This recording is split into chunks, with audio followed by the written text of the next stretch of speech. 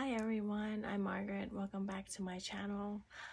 It is so cold, so don't mind this blanket on me. Um, it's kind of late too, like almost 11, I think. So today I want to talk about masculine energy in relationships. And I think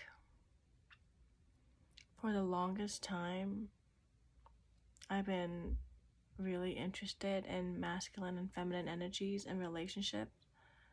And even as I'm learning it, my goal was, even when I'm learning about feminine energy, I was operating in masculine energy because the whole point or the whole goal of me even trying to learn about this is to save our relationship, save my relationship. And that is itself a masculine, that's the masculine. So masculine in a relationship holds the relationship. It's the container. He is the one that provides the container for the relationship to take place. So if you think about in a relationship in the beginning, when the male chases and pursues the female, he opens up the space for her to even be in his life. If it's the other way around, it's just never gonna work. Because deep down, the feminine desires and longs to be loved and cherished and protected and have a safe container for her to thrive in. She needs to feel honored in his life. And without that container, it's just never gonna work. So that is the masculine container for a relationship. Now, for a woman to be learning feminine energy and hoping to with the goal to become the container for the relationship, that itself is masculine. So I feel like I've been operating from such a state for such a long time that I can see when other women are doing it, and I can see how dysfunctional and how so much of relationships today aren't working because of that. And I think that's one of the biggest pitfalls when you're learning about feminine and masculine. The feminine one is usually the feminine who are more interested in this, that she's doing it for her relationship, she's doing it to fix the relationship, she's doing it to feel loved, she's doing it to feel desire and to bring the romance back. But it's not going to work because that is ultimately the masculine container that he needs to provide. I think the biggest thing to do if you're also a feminine, if you relate to the feminine, that you are learning about feminine energy and how to be more feminine, how to fix your relationship, how to get him to be more masculine, all of that, you're operating from masculine. And the only thing you can do is to really love yourself and care for yourself and use feminine energy as a way of returning to yourself and completely detach from the relationship. Like completely detach, as if you're okay without it. It's okay that it vanished because you still have yourself. You're still, what's most valuable is yourself, not the relationship. I hope I'm making sense.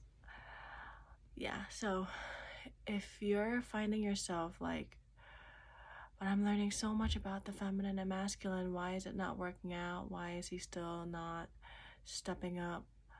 That's because you're still operating in the masculine and he isn't. And I almost feel like he needs to feel that you You need to take him off the pedestal. You need to take the whole relationship off the pedestal and put yourself first. And it's only when you're able to do that and detach, then the energy will shift. The energy will shift so that you're no longer chasing, you're no longer pursuing, you're no longer being the container. The container is absent, and he decides to step in and become the container. And it needs to be from his own free will. It can't be something that he's persuaded to do or convinced, because it just doesn't work that way. The feminine never needs to convince others of her value. And the right guy for you will know your value, will know what to do, knows what needs to be done. You just need to stand firm in your own self-worth and not chase. And if you think about like the biggest designer stores, they never need sales, they never need to promote or market that hard. They just know their value, and they attract the right people who knows their value. They don't need to convince somebody who shops at non-designer, who shops at Walmart, to see the value in a designer item. They just don't do that. So yeah, to be feminine, to really step into your highest feminine, you need to stop holding on to the relationship and invest all of that energy back into yourself. In a way, become your own container through your own faith and your own higher power and your own intuition. And the right guy will step up. If he is the right guy, he will step up.